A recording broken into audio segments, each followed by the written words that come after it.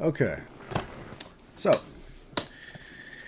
here goes this video. I don't know how many of you guys have seen this video that I'm about to show you, but I'm not a very emotional guy, but it hits home, and it sucks. It's a terrible thing to try to empathize with or sympathize with, just because it's a painful spot.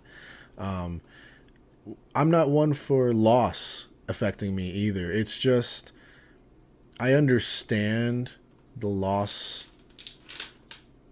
I try to understand the pain a mother or a father would feel when they lose their child. I've never had that happen. I have 3 kids, and I would hate for that to ever happen to me. However, I know that is a very realistic thing that can happen, and I can imagine what that would feel like, and that's all I can do. But I do know that that sucks, and it's terribly fucking painful, and I would never want anybody to go through that. However, with that said, this video that I'm about to show you, just to set some context, and also a kind of reminder, because it seems as if in this country, the tone is short-term memory. And what I mean by that is people so quickly forget what happened not too long ago, or what has happened, or what was said. And that's a problem. And I think it's due to the fact that there's so many things going on. And there's something big or somewhat prominent or effective happening every other day. And that tends to be one of the reasons why we forget what happened a year ago, 2 years ago. And it was just not that long ago. But with that said, my announcement should be, remember, don't forget, write it down if you have to, but don't forget the pain and the detriment and the declination of this country that has been caused by the Biden administration. That's just a fact. Nothing has been done very well. I can't name one, and I know many of his supporters, there's not very many left, because his approval ratings had just dropped into the 40th percentile. For those that don't already know, but that means, and his disapproval rating is about 58% from, according to one poll.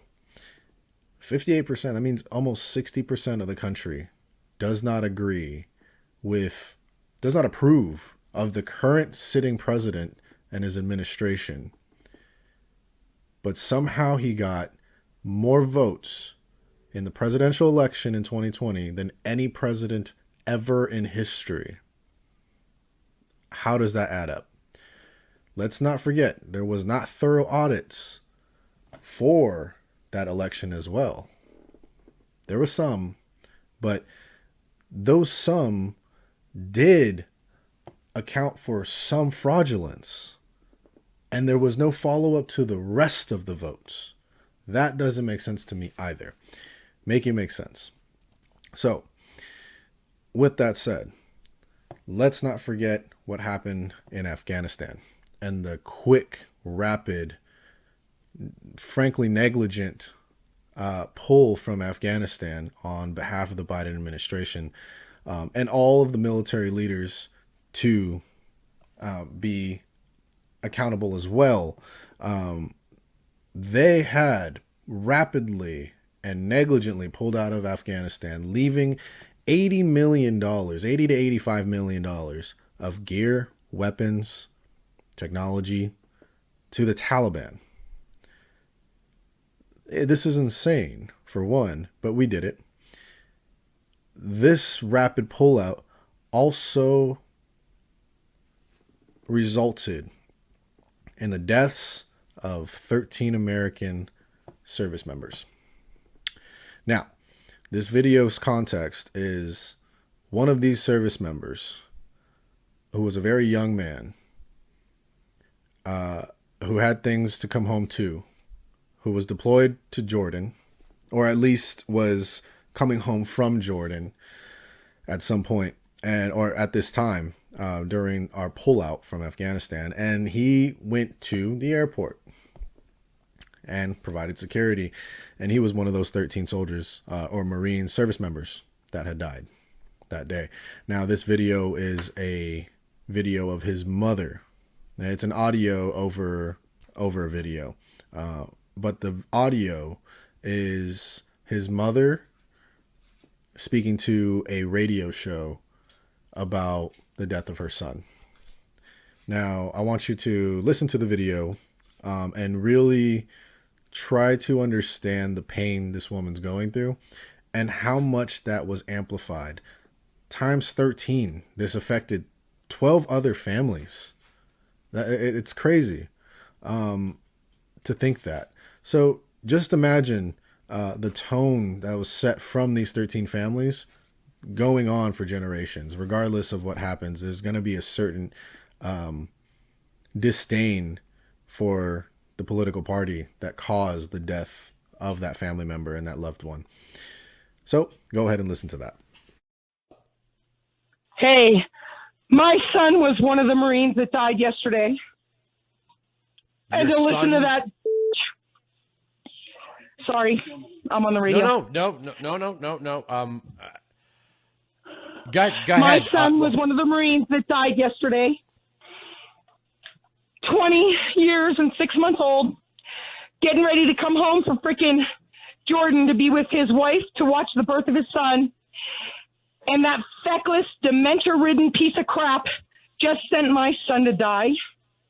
I woke up at 4 o'clock this morning to Marines at my door telling me my son was dead. So to have her on right before me and listen to that piece of crap talk about diplomatic crap with freaking Taliban terrorists who just freaking blew up my son. So after watching that video, you can understand why the tone has moved from the most votes ever in history to a very, very low approval rating. And I'm sure they were probably being very gracious in that polling. I mean, I can't say that. That would make it inaccurate. However, I'm sure the numbers reflect much differently when you account for the entire country. Now, another part of this announcement is don't forget what was said 2 years ago. Don't forget what was said a year ago. They flip-flop. And you know who I'm talking about. I'm talking about the Democratic Party. Unfortunately, there are some that are very good. I mean, Tulsi Gabbard is one to just throw out there. She is registered as a Democrat in Congress, and she actually has some sense. So there are some outliers. However, the party as a whole, to include liberals, not just a political party, but the ideology of liberalism and progressives, they flip-flop so much. And in this Democratic Party, they flip-flop. So, quick example, Beto O'Rourke, 2 years ago, was talking about, hell yes, we're going to take your AR-15s. Hell yes, we're going to take your AK-47s. And now he wants to run for Texas governor. So what is he doing now? Now he's saying, oh, I don't plan on taking anything from anybody. I want to make sure we defend the Second Amendment. My dude, what? Not like as early as November, October, or as late as November, October last year. I mean, months ago. This dude was still spewing the same rhetoric of we're going to take your AR-15s, or I expect you to surrender your AR-15s and your AK-47s. Not that long ago. And now that he wants to run for governor of Texas, which I also don't really understand how you thought you were going to win that after that comment. But his goals changed. So now he's saying whatever he thinks his potential constituents want to hear. So, with that said, don't forget about the flip-flopping. Don't forget who has caused what. There is a fault. You can't go around saying, oh, it's nobody's fault. It's not nobody's fault. Matter of fact, it's everybody's fault. You have, I have to point out the money spending situation, the economy. You know how much we've borrowed, how far in debt we are now? It's over $30 trillion. It's a lot of fucking money. You can't imagine how much money $30 trillion is. To give you a quick example, if you stack that much money in paper bills, it goes 60 miles high. 60 miles. Give you that example of where that goes to. 60 miles will take me from here in Moreno Valley to Los Angeles. That's a far fucking way. Think about that. You talking, I don't have paper near me. There we go. Paper, like this is probably a slightly thicker than a dollar bill. Stacked close together, nuts to butt, 60 miles long. That's how much $1 trillion is. We go through that. We've gone through so many trillions in the last 2 years. It's insane. You can't spend that much money in a short period of time and not expect repercussions. And you know who's going to pay for that? Is us at the end of our life cycle, our children, our grandchildren. It's going to be crazy how much money they're going to have to pay back. And who knows what that's going to look like. Who knows what that's going to look like. So that's what's going on right now. We have spent more money in the last 2 years than we did during the entirety of World War II. And I think we had a little bit more pressing issues during World War II. So imagine that. That's how much money we have spent in the last 2 years. You can't spend that much money. Again, you can't spend that much money and not expect repercussions. There's going to be drastic repercussions. Who knows when they're going to come? We're starting to see a little bit now with the inflation, with the prices going up at the gas pump, with the prices going up at the grocery store. Basically, everywhere you go, prices are going up. And we're starting to see a little bit of it, but this is just the beginning. The very, very, very, very beginning. Think of this as the prologue to that book you wanted to read. This is the very beginning of it. So what's to come? We can only imagine what the intensity of that repercussion is going to be, but there is going to be a repercussion. So my advice, my announcement is don't forget what caused this in the first place. Do not let the Democratic Party continue to do what they've been doing for decades of causing a problem and then giving you some fucking weird ass solution that the government provides. Don't forget that the government is allowed to operate from the people. The people are the ones that allow them to operate. Their money comes from the people, i.e. taxes, citations, etc. All this stuff comes from us. We pay for it. They are our bitches, okay? I need you guys to understand this, that the reason things are the way they are now is because we let it get that way. And now I'm not that old, so I don't take that much responsibility for it, but we let it get that way. Now, we have to fix it. If we don't put our foot down, draw a line in the sand, a very hard line that says, no, you cannot pass here. Jump, motherfucker. I dare you. They're not going to do it. We see it now. You don't have to be an asshole about it. I mean, I know I'm wearing a sweater that says assholes live forever. We do. However, you don't have to be an asshole about it. Look at what's going on in Canada right now. In Canada, you have the truckers standing with their families, quietly, nicely, but when they're asked, they make this statement: we are standing for freedom. We want our freedom back. We want our freedom of choice back. We want our freedom to wear whatever the fuck we want to wear. We want the freedom to decide what we're going to put in our bodies. That's what they want. That's what they're there to do. And I agree with it. I stand by it. I promote it. I am with them 100%. I wish I could do something more for them. If it comes down to it and the government keeps trying to press them and it comes to where someone busts a gun out, best believe, if needed, I will not flinch to go and assist in the best way I can. However, I stand by, or not even however, that's a bad word to use, but I stand by what they are doing. And I appreciate that the Canadian truckers are being more fucking American than American truckers. Why is that? Another part of this announcement is do not forget what America was built upon. America was built. The founders of this country, for one, were averaged age was somewhere between 24 and 27. It was 24 or 27. I did the math, and it was 24 or 27. That was their average age. Okay? That's a young motherfucker. I'm 27. Young as fuck. There were some guys that were older, but majority of them were younger.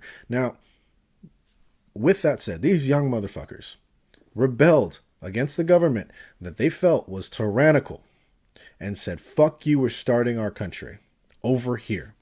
Leave us alone. Stop it. Stay where you're at. Stay in your lane, basically what they said.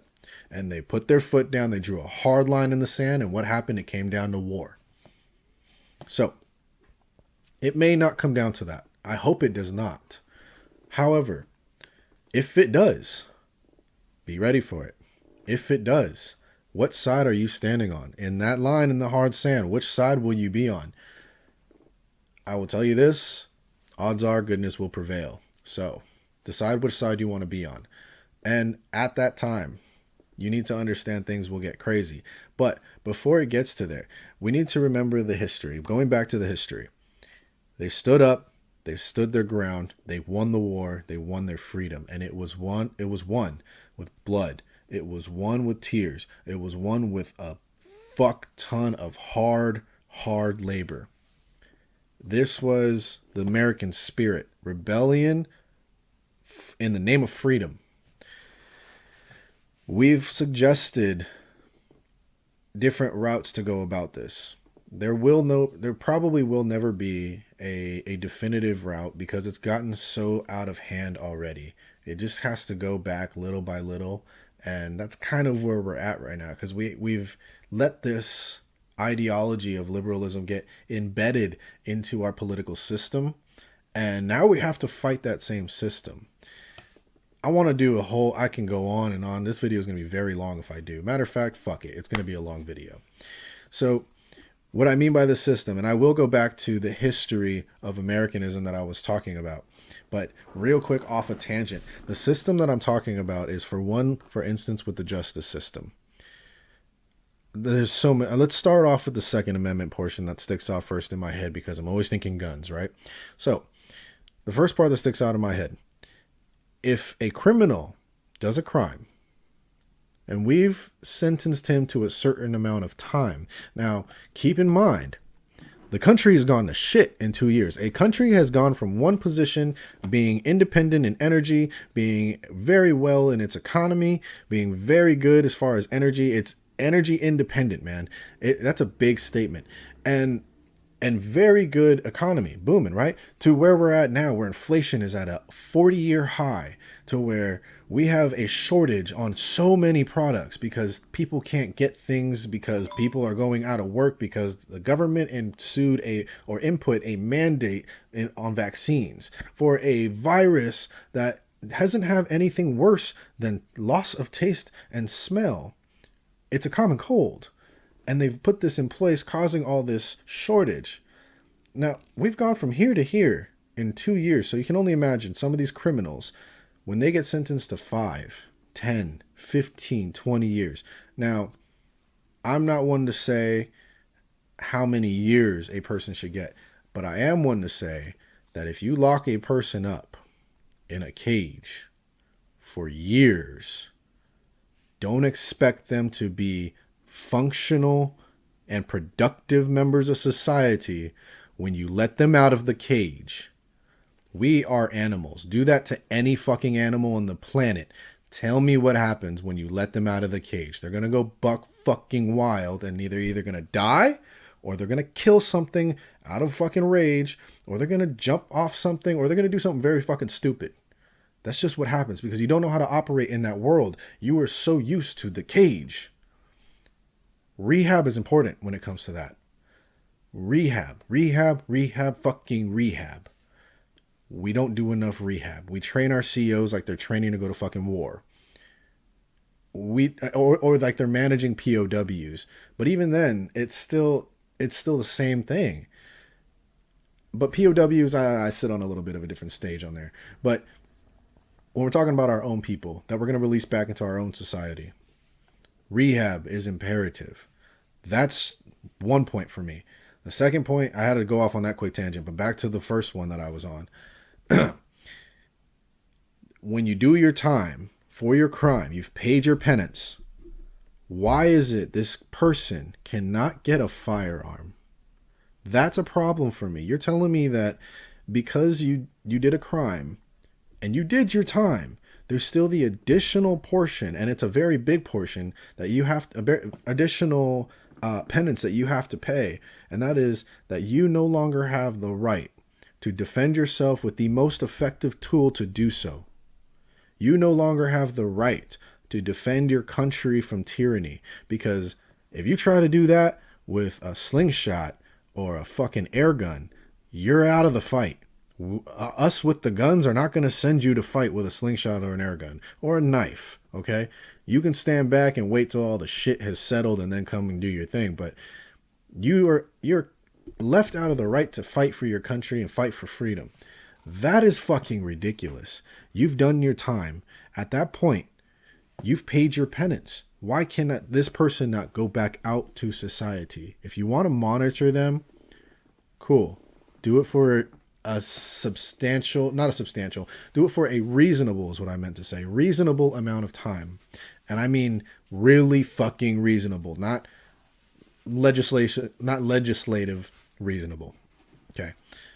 A reasonable amount of time. Go ahead, do it. Cool. Accountability is a thing. Accountability is a good thing. Cool. Keep them accountable. Don't breathe down their fucking neck, but keep them accountable. You have to remember you're rehabilitating somebody. You're rehabilitating someone to society. And with that, you have to give them that room. It's like raising a teenager. You need to let them try to be an adult again. So you have to do that in a way that they don't feel like you're micromanaging their life. So my stance on that is they should be able to purchase a firearm regardless of what happens. If we are subjecting these people to 10 fucking years in a cage and it doesn't work, is that their problem or is that our problem for not doing what we should have done in the first place? I think that that's our problem. Why? Because we're spending a lot of fucking money to keep these people locked up in a cage. So if it doesn't fucking work, and this is another part of the Americanism I'm talking about, we pay for the shit. Unless it's private institution, either way. They still get subsidies and shit from the government. So we still pay for the shit. With that said,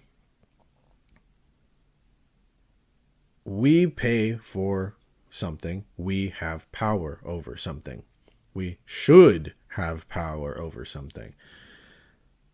If it's not working, why are we still allowing them to funnel so much money into corrections? I think that's a point where we have to try to do something about. Because it's not working, and we're releasing these people, and they're going out and killing someone the same day. They're going out and robbing someone the same day. They're going out and doing stupid shit later on, a week, 2 weeks, a month, a year later, because they don't have any options, because they can't get an apartment, because it's so hard to get a job, because they can't get a firearm to defend themselves. So even if they wanted to go into an industry that required the use of firearms, which expands their pool when it comes to job opportunity and employment, they cannot. So I'm very confused as to where somebody thought that this was a good idea. The system's fucked in that regard as well. Secondly, or next, should I say, I've gone over a lot of points. Next, The justice system. First of all, why are we arresting people and then allowing them directly out on the street again that same fucking night? That makes no sense to me. That's stupid. That's terrible. However, I understand that there are very bad arrests too. So what is stopping us from taking, and I know that these officers spend a lot of time at the station where they drop you off, because, well, I was recently arrested. I know they spend a lot of time there filling out paperwork and shit, and then they book you. So with that said, what is stopping the procedure moving from what it is now to arresting someone, getting them into booking, and immediately reviewing all the evidence to include the body cams, and making a quick and rapid determination right then and there on if this arrest has any standing? That would eliminate, I'm sure, about 30% of the cases. Now, that's just a stupid number I'm throwing out there. That is in no way have any statistical backing. But we would eliminate quite a few cases just based off that, because there are a lot of stupid, bad arrests that are made. A lot of them are, there's videos all on YouTube. Go for it. Go look. There's a lot of bad, stupid arrests that are made currently, now, probably as I'm speaking, that are being made. And we could really eliminate a lot of this booking, which is a lot of money spent unnecessarily, and then we're holding them, which is more money spent unnecessarily, immediately, if we just revamp the system. Now, I know I know it's not just that quick. That's ignorant to say that, but maybe make some moves. Is that too hard to request or too much to request? Make some moves in that direction. Next to that is the way the justice system works is entirely fucked.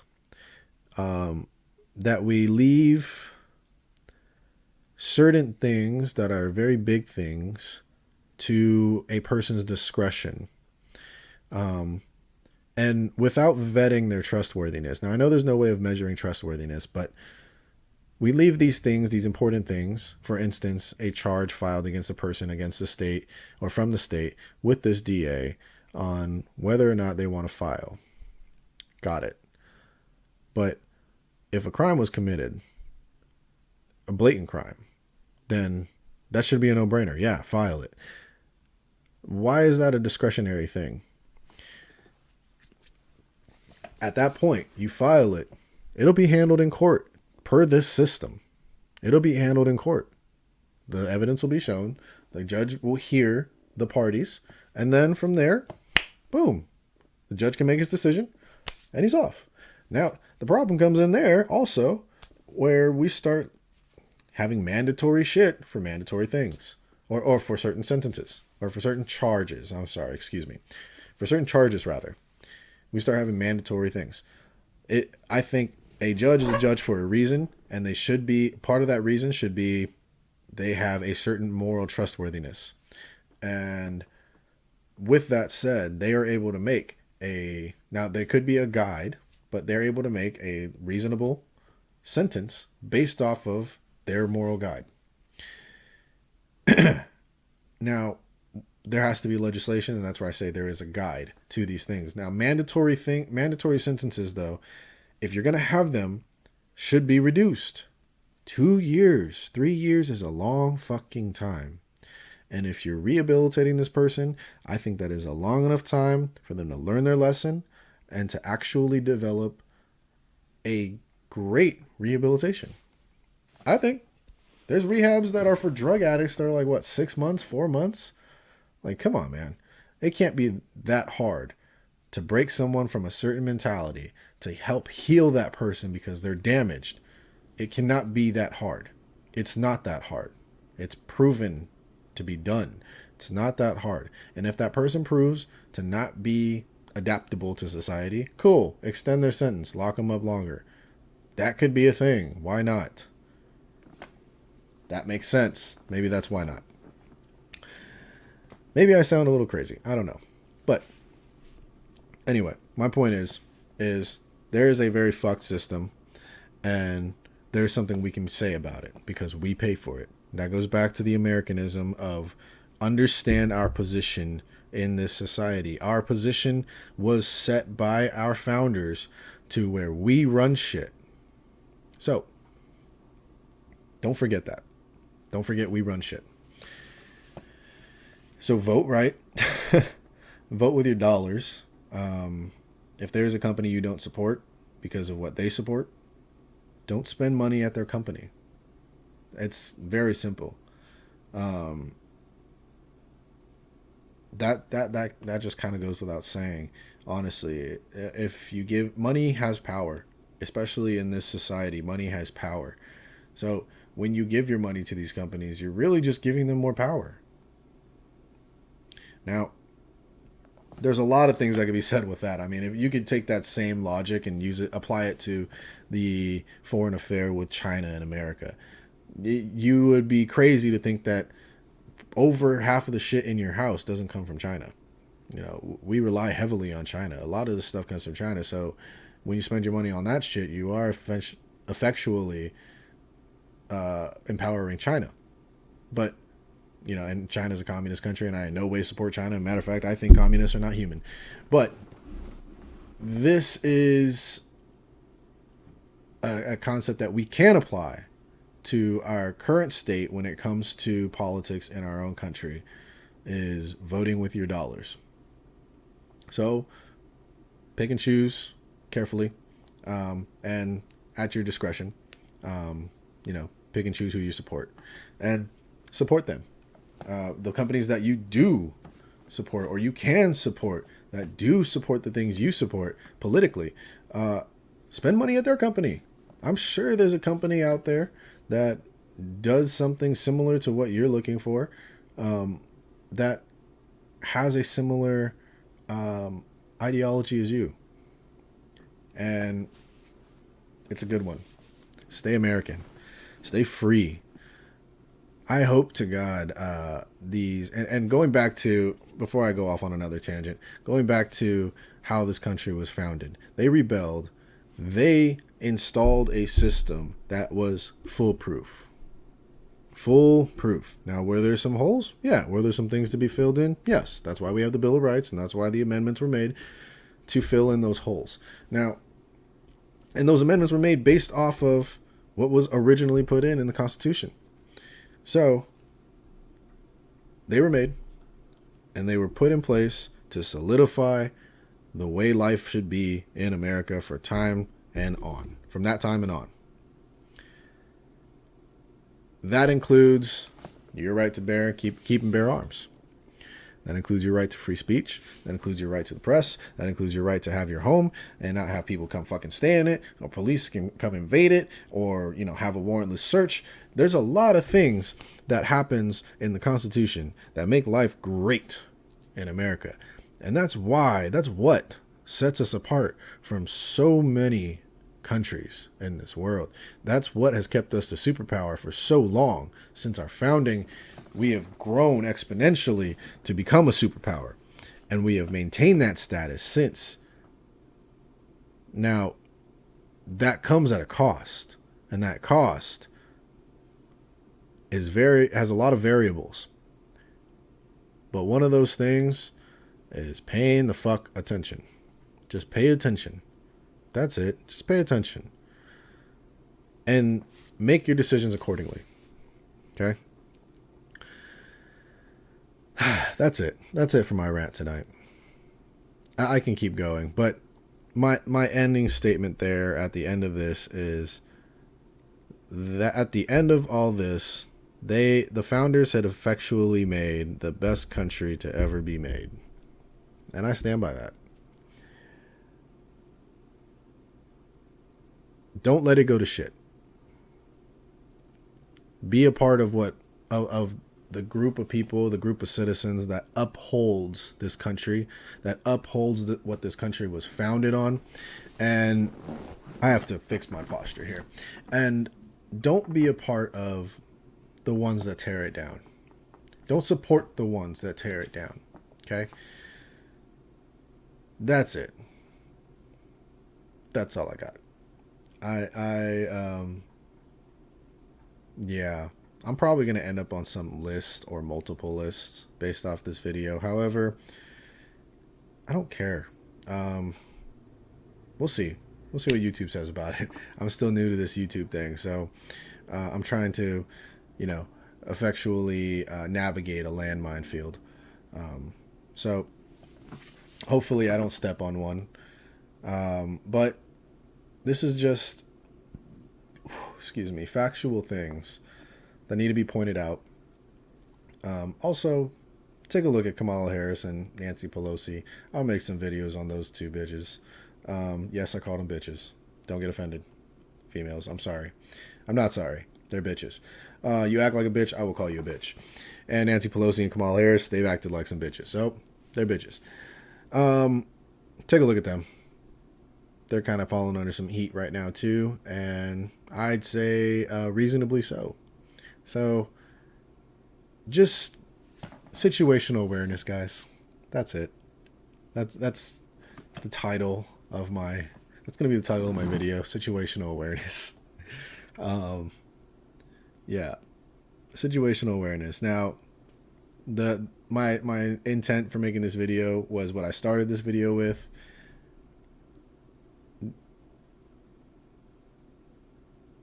The service members that died for this country, to include the 13 that died in Afghanistan most recently, they didn't die for nothing. The families that felt that pain didn't feel that pain for nothing. There was a reason for it. And that reason was to uphold the life that we have lived in this country since the beginning, is freedom. They died for the life we live here, and that is embodied with the term freedom. Feel that video. Feel that mother's pain. Every time you want to make a fucking decision when it comes to policy, when it comes to who you vote for, remember that pain. That pain is utterly unforgettable. Don't forget it. Don't forget that pain. And on a quick side note, don't forget that pain as it relates to Pearl Harbor and as it relates to 9/11. Shame on Kamala Harris for ever comparing January 6th to December 7th, 1941 or September 11th, 2001. Shame on her. There was so much hurt and pain and blood and tears that were shed both those days. It cannot be compared anywhere near something like January 6th. Matter of fact, I'd say the riots of 2020 and 2021 were much closer to what was felt those days, but nowhere even close. Nowhere close. That's the PS. But remember that every time you make a decision in this world of politics, in this world of government. Remember that. It's imperative at this point to always remember what the fuck's going on. That's it. So, that's all I got for you today. I'm going to make more videos, so you'll hear a lot more from me. I don't want to shove everything I got to say in one video. I'm going to stop it there. Please, guys, I'm actually going to be committing to this thing, I guess. So, like, comment, subscribe, hit the bell things, the ding, ding, ding, somewhere down here. I think if I like, and then comment, and subscribe over here. But hit all those buttons, please, if you will. I will continue to make more stuff. I'll do shooting stuff and gun laws and all that shit. It's just, I'm still learning this, and it's kind of a process right now. So I'm only pushing out a few videos, or a video every now and then. But I'm going to keep it up. So go ahead and hit those buttons for me if you will. I appreciate it. Till next time. Peace out.